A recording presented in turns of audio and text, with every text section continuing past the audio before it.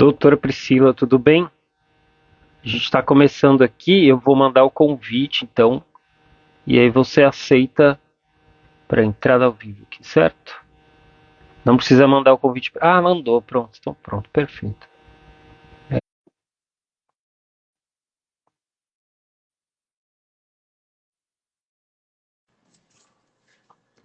Boa Tudo noite, bem? tudo bem? Boa noite. Muito obrigado por estar aqui. Imagina, é um prazer. Achei muito interessante aí o convite. Muito obrigado mais uma vez. Prazer. A gente, antes de começar a live, qualquer live que a gente vai, se apresenta, vou me apresentar, você vai se apresentar, vou mandar aqui, enquanto isso, convite para as pessoas para que mais gente consiga assistir, então vou aqui embaixo mandar aleatoriamente, aqui, pelo menos para umas 10 pessoas, ó, pronto, estou selecionando aqui e pronto. Costuma funcionar, pessoal, vem. Às vezes na correria, né? É, na correria, então vem, né? Então é isso, doutora, a gente está fazendo o encerramento, né? Ficou aí praticamente o último dia do mês de setembro, para a gente falar sobre cânceres ginecológicos, relembrar esse mês todo aí que passou, mês dos cânceres ginecológicos, e já fazer essa conexão com o mês de outubro, que é a nossa campanha de outubro todo ano, se chama Nem Todo Câncer é Rosa, onde a gente alerta as mulheres através de palestras, né, de lives, enfim, conteúdo, para que as mulheres fiquem atentas aí, não só ao câncer de mama, que é importantíssimo, mas a gente aproveita esse momento de se falar sobre câncer e mostra também outros tipos de cânceres que são importantes e que as mulheres devem ficar atentas também. E a nossa campanha chama Nem Todo Câncer é Rosa. Sei que você gostou, que você já falou, gostei dessa chamada, desse tema. É isso, sim. Acho, Eu sou presidente da organização, eu sou fundador da organização. Eu perdi minha mãe e minha avó para o câncer de ovário. Então, desde 2016 a gente está aí nessa atividade. Desculpa te cortar, só para a gente seguir, né, com o tempo, que eu sei que é precioso. é. Não, na verdade, eu achei super interessante essa chamada de, né, na realidade, nem todo câncer é rosa, porque isso fala muito, né? Obviamente, por ser o câncer mais predominante da mulher, né? É o câncer de mama. Então, a gente fala ginecológico, né? A gente fala muito sobre isso. E essa chamada eu achei bem interessante por isso. A gente também tem que chamar atenção sobre outros que são muito raros, né? Como de vulva, de vagina, mas que existem, né? E também matam muitas mães, muitas avós, né? É verdade. E achei. Eu fui, na verdade, num congresso há pouco tempo atrás, em Campinas, que fala mais sobre câncer de colo de útero, né? O que a gente pode fazer para erradicar uma doença tão prevenível e que se morre tanto, principalmente nos países, né, mais menos desenvolvidos. E lá teve um palestrante que me chamou a atenção, que foi, coincidiu com o que você falou da sua mãe e da sua avó, né? Que assim, eu sou formada há quase 20 anos, eu tenho 19 anos de formada e 15 anos quase que eu faço onco e opero bastante paciente, então sou cirurgiã oncológica, né? E a gente no dia a dia da profissão, óbvio que a gente cuida da família também, mas o foco principal ali é o paciente, né? E essa palestra, eu recebi tantos anos depois, me chamou muita atenção, que foi um depoimento parecido com o seu, de uma pessoa que perdeu a mãe para o câncer de colo. E ela levando uma bandeira também parecida com a sua, para tentar fazer aí essa conscientização mais melhor possível, para que outras pessoas não, né, tivesse esse alerta, de repente, uma pessoa ali que a gente evita já vale o nosso trabalho, né? Vale muito, né? Assim, eu sempre falo isso porque não dá para dimensionar. Primeiro que não se dimensiona a vida, né? Então, pode ser uma pessoa, mas essa pessoa pode ser minha mãe, pode ser a esposa de alguém, pode ser, sei lá, né? Então, pronto, isso eu acho muito bom. Segundo que uma pessoa esclarecida acaba multiplicando essas informações e tudo mais. No caso, quando é uma paciente, a gente sabe que tem muita gente que assiste, que acompanha os conteúdos, tudo, são pacientes, então essas mulheres também têm um papel muito importante, né, de ser multiplicadora dessa informação e tudo mais, né? Isso é muito bom, É. muito positivo. Eu vou começar, vou seguir o roteiro aqui, se der tudo certo, depois eu coloco uma pergunta, ou em algum momento coloco uma pergunta, que é interessante, é a pergunta de paciente também. mas eu vou encaixar na hora certa aqui. Eu queria começar perguntando, doutor, assim, do básico, né? O que são os cânceres ginecológicos e quais são os tipos mais comuns, assim, se você pudesse dar uma geral? É. Eu queria falar assim, o que eu acabei de dizer, na mulher, o primeiro é o de mama, né?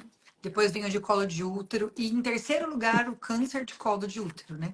Nos pélvicos, que são ali a parte inferior do abdômen, né, que são os cânceres ginecológicos pélvicos, que é a minha especialidade, primeiríssimo lugar, colo de útero, né? Que é o que eu acabei de dizer, um câncer muito evitável e que infelizmente ainda se morre muito no mundo e no Brasil. Segundo, né, vem o ovário, depois o endométrio, a vulva e por último, muito raro, o de vagina, né? Então a ordem mais ou menos é essa de incidência, né? Então esses são os tumores ginecológicos mais comuns. Ó, tem uma pergunta aqui vou ter que emendar, né, na pergunta que eu falei que ia deixar para depois. A pessoa que está aqui fazendo essa pergunta foi a que fez a anterior. Ela pergunta se a Eveline, que é lá de Pernambuco, ela pergunta o seguinte: mama é ginecológico? Aí já vou emendar uma outra pergunta que ela fez outro dia, que eu abri o box aqui, ela falou: Fernando, é o seguinte, é, por que que todo ela generalizou, mas enfim, vou levar isso ao pé da letra. Mas é o seguinte: a maioria dos ginecologistas não falam sobre todos os cânceres ginecológicos. E por que isso? Então são duas perguntas em uma só. Na verdade, o câncer de mama, na verdade, é um tumor que é da ginecologia, né? É um câncer que acontece na mulher, então todo ginecologista comum, sem ser especialista, deveria saber, né? Tanto diagnosticar quanto indicar para um especialista e até mesmo, de repente, fazer uma biópsia, já mandar biopsiado para um onco ver. Mas o que acontece é que nas residências, a gente, por exemplo, eu fiz a residência de ginecologia por 3 anos. Então, assim, eu fiz medicina 6 anos, fiz mais 3 anos de ginecologia geral, aí depois eu subespecializei em ginecologia oncológica. Então, quem faz ginecologia oncológica opera a pelve, opera esses tumores que eu falei agora, que é útero, ovário, colo, vagina. E quem tem um outro ginecologista que faz mastologia, que faz a parte da mama só. Então, divide por residência mesmo, mas é um câncer ginecológico, sim, que todo ginecologista, qualquer um desses tumores, né? Qualquer um ginecologista deveria estar apto para entender os sintomas, pedir exames necessários e aí sim mandar para um oncogineco ou para um mastologista para fazer cirurgias. Então Mais ou é menos isso. isso. Então, ok. Então, se o fato de, como a pergunta dela assim, se não falam de todos, é talvez um, alguém que tenha uma especialidade como a sua, um profissional como você, por exemplo, consegue ir muito profundamente em vários É, aspectos e vai falar mais com muita propriedade. Agora, se foge a isso, pode ser que passe por algum motivo, sabe-se lá qual, passa meio batido isso aí. Mas não deveria, né? não deveria. Eu falo, tem essa vantagem, porque como eu faço isso, então isso faz parte da minha rotina, já esse olhar a mais, buscando ali, vamos falar, alguma coisa que pudesse me trazer um tumor inicial, né? Mas, na verdade, todo ginecologista deveria ter esse olhar também com a paciente, né? Já volto para essa questão que é importante. Eu queria perguntar também quais são os principais fatores de risco para câncer de ovário, essa é a nossa principal bandeira aqui, e como é que ele pode ser detectado de maneira precoce? Câncer de ovário, eu falo que é um câncer da parte no mundo ginecológico, né? Oncoginecológico, é um dos piores, assim, mais ingratos, eu digo, porque ele é mais de difícil diagnóstico. Normalmente, as pacientes acabam tendo algum sintoma quando ele já está um pouquinho maior. Muitas vezes, mesmo aquela paciente que vem anual no ginecologista, que trata sempre certinho, pode ser feito um ultrassom hoje, ela está tudo ok, e daqui 6 meses, quer dizer, a rotina é só anual, e daqui 6 meses pode acontecer de aparecer alguma coisa. Então, acho que é muito importante, tudo, no geral, a história do paciente, né? Essa paciente tem alguém na família que teve não só câncer de ovário, mas o câncer de colo retal, o câncer também de mama, que tem alguns fatores genéticos que são associados. Então, quem teve um câncer de mama pode ter ali um câncer de ovário, um câncer coloretal. Então, em primeiro lugar, acho que a anamnese é importantíssima para a gente poder pensar que aquela paciente pode ser que tenha, né? Se ela já teve um câncer de mama ou se ela já teve um câncer de reto, aí ela tem mais chance de ter um câncer de ovário também. Então, quer dizer, uma paciente que a gente tem que ficar muito mais de olho a qualquer queixa, né? Uma paciente muito obesa, normalmente ela tem mais risco de câncer de ovário, tem mais risco de câncer de endométrio, né? E as pacientes mais velhas, depois da menopausa, que aumenta também o risco. Normalmente, uns 25% dos casos de câncer de ovário é relacionado à genética, né? Ao BRCA1, ao BRCA2, entre outros fatores genéticos. Então, assim, hoje a gente tem também os testes genéticos, né? Então, assim, se essa paciente me chega para mim falando que teve alguém aí na família que teve algum desses fatores, eu já oriento também o teste genético. O teste genético, há 15 anos atrás, ele custava 15 mil reais, então assim, era extremamente caro. Hoje ele é caro, mas já é mais palpável. Hoje, em média de 2,5, 2.700, a gente consegue fazer teste genético que vê aí 70 tipos de câncer. Então, assim, já dá um leque, né? Que foi, não tem a ver com o nosso, mas foi o que a Angelina Jolie fez, viu que Sim. deu positivo e ela operou antes, teve essa atitude de operar. Nem, não é sempre que tem que fazer isso, né? Mas eu acho que é um leque que a gente tem a mais hoje, né? E você falou assim, se a pessoa fala do histórico familiar. Se não fala do histórico familiar, o que, que você faz? Qual é o Não, a gente tem que perguntar. Ah! Então, ou seja, a chance dela fazer o exame é muito grande. Vai fazer o teste genético, sim. E as minhas Mais ou pacientes, menos isso. a primeira consulta, eu pergunto até quantas vezes ela vai no banheiro por dia. Não tem como, a gente tem que perguntar, porque É. intestino hoje é tudo também. Né? Então, assim, uma coisa liga na outra. A gente tem que fazer uma anamnese bem feita para que a gente consiga enxergar até o que o paciente não fala, né? As mulheres brasileiras, assim, no geral, vão com a frequência esperada às consultas ginecológicas ou é tipo uma coisa fora da realidade? Não, eu acho que a mulher brasileira até que se cuida bem, ela não é ruim, mas eu acho que quanto mais a classe econômica vai ficando pior, né? Infelizmente no SUS, a demora da consulta, a paciente vai desanimando. Faz um Papa Nicolau que demora 4 meses, às vezes, para ver o resultado. Às vezes ela nem vai lá ver e estava alterado. Então, assim, deveria ir com mais frequência, né? E deveria ver os exames, porque eu vejo muito isso também acontecer. A paciente fez, mas não viu. Mesma coisa de não ter feito, né? É, isso é o medo, talvez, de pegar ali alguma. É, É tem isso também. Tem também também. isso. Agora, uma coisa que aí volta quase uma pergunta que a Eveline fez, assim, HPV, né? Está relacionado com o câncer de colo de útero e qual a importância dessa vacina aí? É um negócio interessante, você falou de cânceres preveníveis, né? Cânceres aí que tem a possibilidade de ter sei lá, uma boa, né? Ter uma vacina hoje para prevenir alguns tipos de cânceres ginecológicos. Quem que Então, fez essa deve falar sobre pergunta? A isso. Evelise? A Evelise tem que ser uma live só disso. Só ela já fez uma live aqui comigo, já. Não, porque Pode eu voltar, falo que inclusive. o câncer de colo e essa vacina é muito extenso, mas assim, o câncer de colo, que eu acabei de dizer, é um câncer porque ele é muito evitável. Se a gente faz somente Papa Nicolau todos os anos e a qualquer alteração, a gente faz uma colposcopia, uma vulvoscopia, biópsia, a gente consegue ter a lesão ali precoce. O que a gente vê hoje, a gente que faz tumor pélvico, que antes, há 15 anos atrás, a gente tinha uma sequência bem básica, que o NIC, você fazia lá um exame de biópsia, vinha o NIC 1, pro NIC 2, NIC 2, NIC 3, câncer de colo. Hoje a gente vê que está pulando um pouco essa etapa. Vê paciente que estava com NIC 1 e que menos de um ano foi para o NIC 3 ou câncer. Então, assim, temos cepas mais agressivas de HPV. Né? Talvez porque as mulheres hoje têm mais relações com pessoas diferentes. Antes a gente tinha menos parceiros, hoje as mulheres têm mais parceiros. E os homens mais ainda. Então, isso acontece desse HPV alastrar. A gente tem muita prevalência em pacientes jovens de 30 anos aí, com muito HPV. E nem sempre essa paciente é promíscua. Então, às vezes, ela teve um parceiro e ela pegou HPV do parceiro que teve outras parceiras, né? Então, HPV não tem a ver com promiscuidade, que é um erro também que muita gente fala, né? E é isso, assim, o câncer de colo, em mais ou menos 85%, ele tem relação com HPV. O de vulva também tem relação com HPV, o de vagina também tem relação com HPV.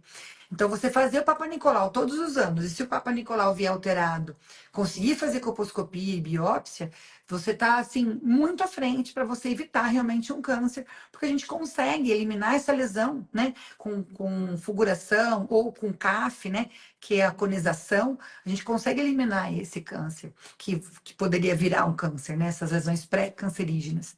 E a outra coisa que está tendo muito agora é a vacina, né? A vacina, a quadrivalente, que era a que a gente tinha até o começo desse ano, agora de maio para cá chegou no Brasil a nona valente. A nona valente é uma vacina que tem 9 tipos dos HPVs mais comuns em cânceres ginecológicos, né? Então a tetravalente ficou agora hoje só para o SUS. E a nona valente está só na rede particular. Mas já foi um grande avanço que a gente teve com isso, porque a gente não tinha essa vacina no SUS até poucos anos atrás. Agora a gente já tem. O ideal é que as crianças sejam vacinadas dali de 9 até 14 anos, quer dizer, antes de ter a primeira relação sexual, né? E elas fazem 2 doses pelo SUS, que é 0 e depois de 6 meses. E quando elas fazem no particular, e tem mais de 15 anos, são 3 doses, né? Porque no SUS é até 14. Aí você faz ali 0, 2, 6 meses. Essas vacinas são fantásticas, porque além dela prevenir todos esses HPVs, a paciente que tem lesão também ali no colo do útero, já formada, já feita, ela evita de ter recidiva. Então, melhora, em alguns casos, 60% de recidiva. Então, é uma vacina que é muito interessante, muito importante, assim, um avanço muito grande, que todo mundo deveria ter o acesso. E uma novidade também, que foi esse ano que aconteceu da vacina. A gente conseguiu, né? O pessoal aí que luta por isso, e a gente junto nessa bandeira, Estamos juntos. as, pe- as pessoas que sofreram abuso sexual, né, que fez lá o BO de abuso sexual, elas conseguem, pelo SUS, independente da idade dela, fazer a vacina do HPV. Imunossuprimidos, paciente com HIV positivo, paciente oncológico, transplantados, que alguns não tinham esse leque, agora se abriu. Então, melhorou mais ainda, né? E até que idade pode tomar essa? Vocês falaram assim, independente da idade, pode tomar nesses casos específicos, mas no geral a recomendação é de até que Em idade? bula, a bula fala 45 anos, mas assim, tem muitos casos que a paciente descobre o HPV. Hoje em dia também está acontecendo muito isso, troca de parceiro tardia, né, separação tardia, e a paciente chega um pouco mais velha e com ali um NIC3, um HPV mais avançado. Então a gente indica, né? Não é contraindicado fazer depois de 45 anos, mas são casos específicos para a gente indicar. Em bula mesmo fala que é até 45. E qualquer pessoa pode tomar, né? Na rede privada, é só fazer as 3 doses. É uma vacina muito boa mesmo. Se a pessoa tomar uma dose só, diminui a eficiência ou tipo, nem tem essa eficiência esperada aí? É que assim, os estudos falam de 2 doses ou de 3 doses em pacientes mais de 15 anos. Tá. Óbvio que se você tomar uma que seja, alguma coisa vai fazer de imunidade, né? Mas a gente não tem estudo que fala o quanto seria essa imunidade. Uma é melhor que nenhuma, com certeza. Mas para ter o que se fala nos estudos de 60%, tudo isso, teria que ter a dose completa, né? Que são 3 doses da nonavalente. Ou, se fizer 2, em pacientes mais novos, né? Que faz pelo SUS. Então tomou aos 15 anos, e aí depois toma isso quando, por exemplo? Ou não toma mais? Não toma.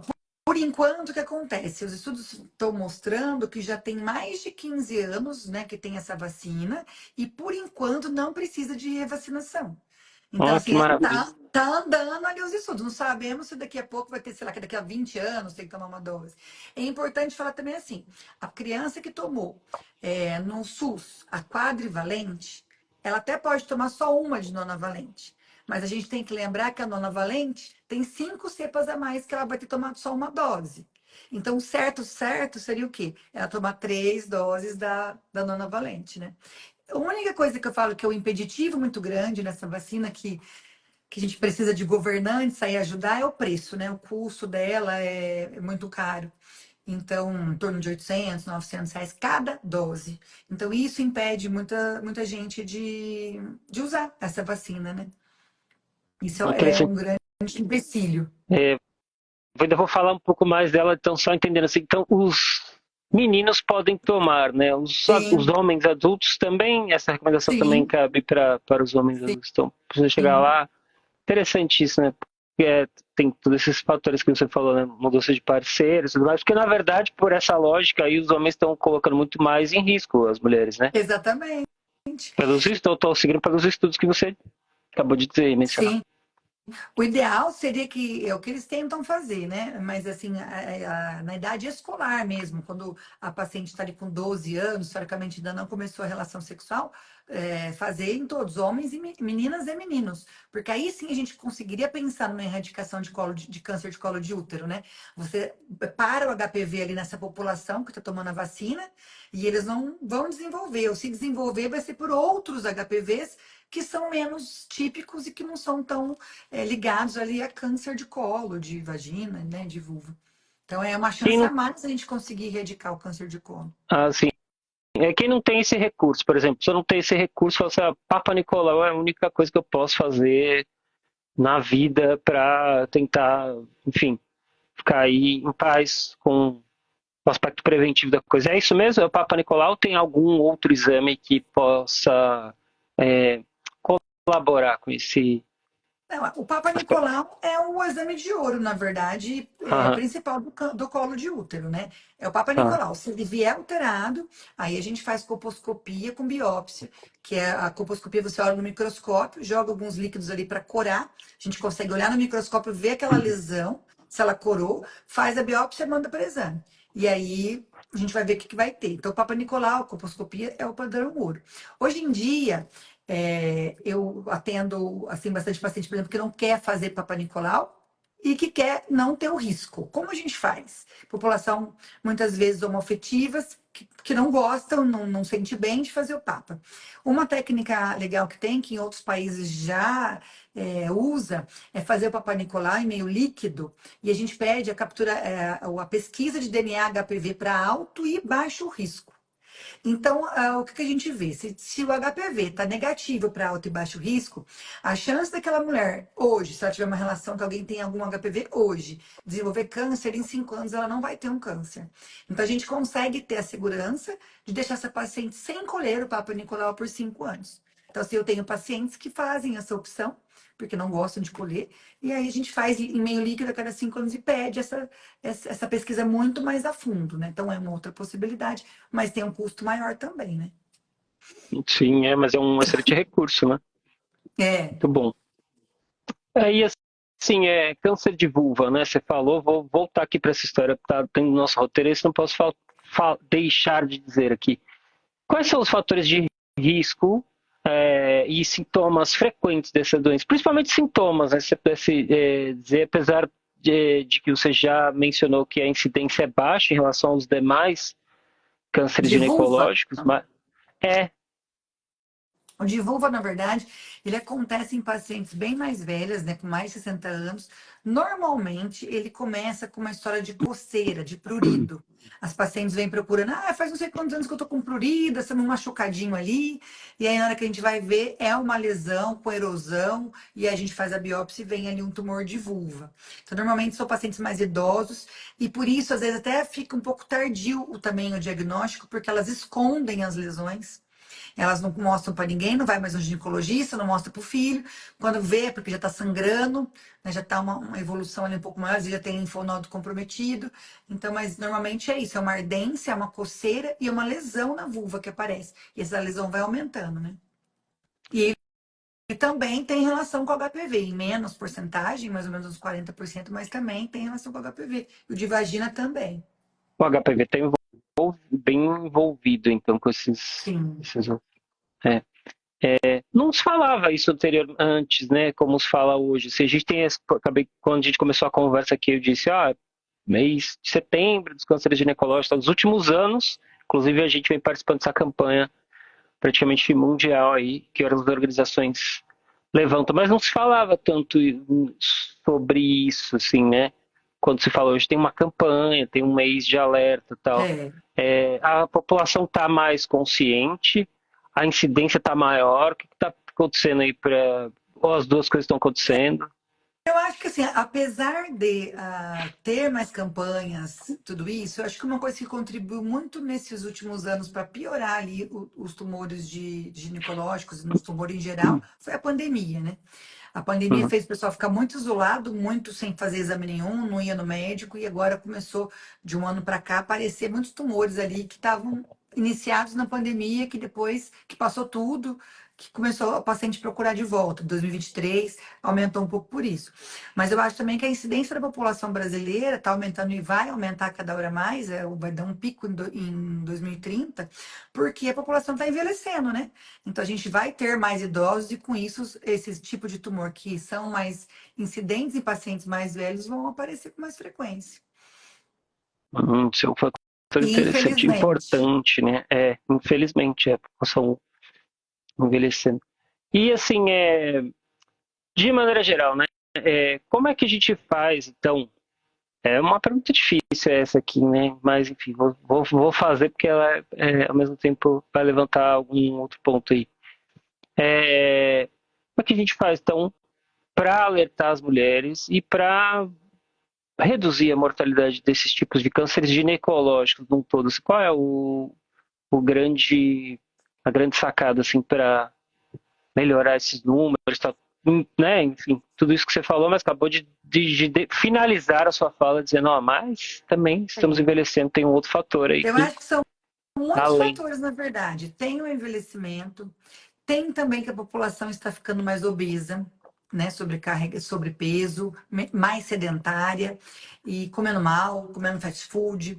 Isso é horrível porque a gente piora, a gente inflama o nosso organismo. Com toda essa inflamação, a tendência de você ter doenças, aumento de endometriose, aumento de SOP, né? Que é o ovário policístico, infertilidade está aumentando. Por quê? O jeito que a gente está comendo, a inflamação que a gente tem feito no corpo. Então, assim, acho que, em primeiro lugar, a gente tem que pensar sobre isso. Nós estamos alimentando bem, né? Descascando mais e desembalando menos? Se essa é a sua comida, você está indo bem. Isso a gente consegue, que eu brinco, Fernando, às vezes a gente tem ali um diagnóstico de câncer no seu teste genético, tá? Mas você não quer dizer que você vai ter. Um teste genético positivo não é uma sentença que a paciente vai ter. A sentença que ela pode ter, que é muito pior, é o estilo de vida dela, né? A epigenética dela. Então, se a paciente não se cuida, não come bem, não faz exercício, fuma, é obesa e bebe, ela tá dando ali uma comida pro leão. Então, ela tinha 0,1 de ter câncer, ela vai ter 100%, 90%. E ao contrário, pacientes que têm um teste genético positivo, se ela tem ali uma epigenética boa, se ela cuida da alimentação, cuida da saúde, ela cuida do corpo, da mente, muitas vezes ela foge, ela dribla ali o leão e vive a vida sem ter o câncer. Então, eu falo que é muito importante o estilo de vida que a gente tem, a mente, né? Independente de religião, de qualquer coisa, mas se a gente tem uma espiritualidade, né? A gente procurar diminuir um pouco o estresse, que é o que mais é uma coisa, um fator muito associado que eu vejo também nas pacientes com câncer, quando tem muito fator associado a grande estresse, né? Então, assim, ela estava bem, de repente separou do marido, descobriu uma traição, e aquilo vem um tumor de mama, um tumor de alguma coisa. As mulheres são muito coração, muito mente-coração, né? Diferente um pouco do homem em relação a isso. O estresse, grandes emoções causam assim turbilhões mesmo hormonais na gente, né? E isso pode piorar e vir ali um tumor que nem era para vir, mas veio de tudo isso acontecendo. Então, acho que a principal, o que eu queria falar muito é isso: cuidar do nosso corpo e da nossa mente, com alimentação saudável, exercício. Tá estressada? Vai no psicólogo, divide com alguém, né? Isso vai melhorar a sua qualidade de vida e aí a gente consegue fugir. Porque é o que eu falo sempre para as pessoas: qualquer exame que a gente faça, que seja uma ressonância magnética, você vai descobrir um câncer precoce. Você não vai evitar que ele apareça. O evitar que ele apareça é o seu organismo. É sobre isso, entende? Então, assim, se você tiver aquilo burlado ali, cuidando dele, você não vai ter o câncer. Agora, a gente fazer tudo precoce, o Papa Nicolau, a mamografia, os exames anual, isso ok, a gente vai pegar o tumor no começo. E é importantíssimo também, né, que se pegue no começo, que se diagnostique no começo, para a sobrevida do paciente. É fundamental a gente entre uma paciente que geralmente morre por um tumor, uma paciente que acaba saindo dele, óbvio que depende do tipo, do subtipo, o tumor tem nome, tem sobrenome, tem tipos muito agressivos, então mesmo que ela descobriu precoce, a coisa piora, mas no geral, quanto mais precoce, mais chance a gente tem de cura daquela paciente, né? A gente consegue tratar, operar, fazer rádio e ela sai bem. Agora, você falou assim da alimentação, né? Eu fico pensando assim, você mencionou sobre fast food, tal, tal, tal. Eu acho que, enfim, vejo e tem dados, né, dizendo assim, a população brasileira está mais obesa mesmo, tal, sobrepeso, enfim, a gente está virando aí uma população, tipo, população norte-americana, Americana. assim, tá. É, É. Aí, assim, mas até onde isso, assim, também é responsabilidade do indivíduo e onde está a indústria alimentícia nisso, assim, porque imagino, é, tem muita empresa que, muito produtor, né, em grande escala, que usa agrotóxico, tem essas indústrias também que colocam todo tipo de aditivo, tal, tal, tal. É sim. uma descompensação infinita, porque tem a parte que cabe ao indivíduo, tem a parte que cabe também ao coletivo de quem produz isso tudo Sim. mais, né? Eu falo Fora muito esses isso. outros fatores, vida de estresse, de metrópole, de cidade. É, mas eu falo muito isso, que eu acho que é uma coisa que, óbvio, que tem muitos interesses também por trás, né, Fernando? Mas, por exemplo, tantas propagandas de porcarias que tem na televisão, né? É McDonald's, é Coca-Cola, não sei o quê. Isso aí faz. Qual é o bem que isso faz? Nenhum. Nem, Só alface ali que você tira, eles comem ele sozinho, tomate. O resto, nenhum. Ele vai te causar colesterol aumentado, diabetes, engordar, não tem nenhum benefício para a saúde, não tem um, né? Então, assim, isso deveria ser menos, a propaganda, ao meu ver, deveria ser muito mais cara para que não fizesse. Né? É igual do cigarro, que se pegou muito em pesado e hoje não se faz tanta propaganda igual era há 15, 20 anos atrás. Então, para a gente ter também uma população saudável, a gente também precisaria ter aí investimento de governo, né? De querer estimular essa coisa saudável, de repente barateando até o acesso, porque eu vejo também muitas pacientes minhas aqui, doutora, eu até queria ser saudável, mas você sabe quanto custa, né? Comer saudável realmente é mais caro. É mais barato você comer a coxinha da Coca-Cola na esquina. É mais é barato. verdade.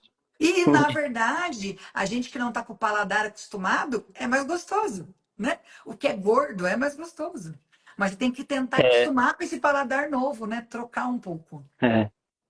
E aí também entra aquele outro aspecto que você falou, né? Então, isso vale para todos os tipos de câncer, pelo que eu entendi, para os cânceres ginecológicos, consequentemente, estilo de vida mais saudável, também uma certa equilíbrio com o estresse para não pegar. Então, então assim, para a gente recapitular aqui para fase final da nossa conversa, então, câncer ginecológico, a gente está falando de atenção ao corpo, atenção aos sinais, a qualquer tipo de. Sabe que eu vi agora, eu vou ver até se eu recupero isso aqui, eu vi uma postagem agora, saiu numa página que é muito conhecida, assim, aquelas páginas de comportamento, tal, tal, tal. E aí a pessoa colocou um negócio assim, é, vou tentar reproduzir, que eu não tô fazendo live pelo celular aqui, então eu Uhum. não vou conseguir mexer aqui. Mas a postagem é a seguinte, assim, se a pessoa vai no médico quando não tem nada, tem tipo uma coisa boba, aí a post diz assim, o médico reclama.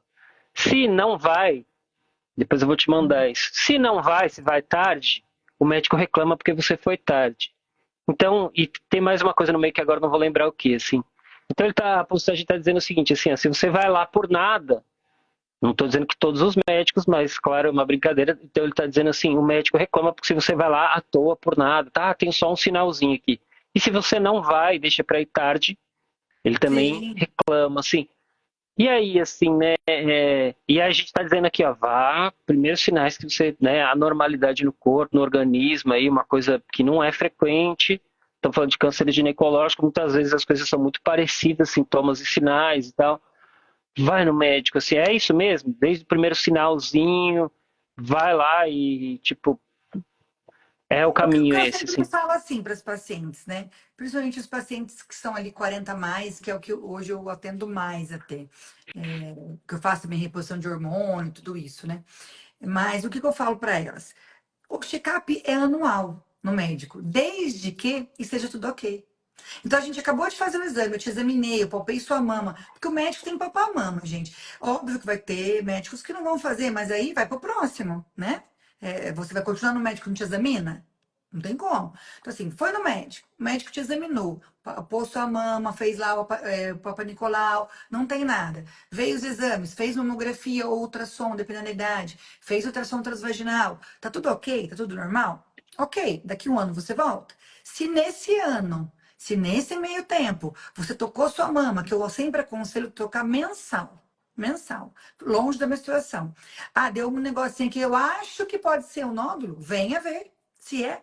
Ah, doutor, eu tô com um corrimento que não passou, menstruei e não passou. Venha ver o que que é. Então, eu sempre oriento isso. A gente tem que ficar daqui um ano sim, anual sim, desde que esteja tudo ok. Qualquer coisa que acontecer que é diferente, observou mais um pouquinho, não melhorou, tem que procurar, né? Porque é essa prevenção que a gente consegue detectar muito precoce, é o que faz a diferença. Um câncer que geralmente, num geral, né, sem especificar cada tipo, mas cada tipo tem a sua porcentagem, mas numa média, para vocês terem uma noção. Se você chegar aqui com o estadiamento 1 da maioria dos tumores ginecológicos, a gente tem ali de 80 a 95 chance de curar esse tumor com cirurgias e quimio e rádio. Se você chega aqui já com uma metástase ou com uma doença um pouco mais avançada, o estádio 3, por exemplo, a sua chance cai ali para 30%.